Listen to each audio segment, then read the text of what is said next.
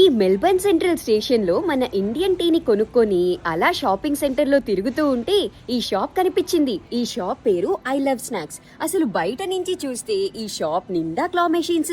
అసలు ఏంటా ఈ షాప్ అని లోపలికి వెళ్లి చూస్తే ఈ షాప్ లో 50కి పైగా క్లా మెషిన్స్ ఉన్నాయి. ఈ మెషిన్స్ అన్నిట్లో చిప్స్, చాక్లెట్స్, బిస్కెట్స్ వంటి రకరకాల స్నాక్స్ ఉన్నాయి. ఇదేదో కొత్తగా ఉంది.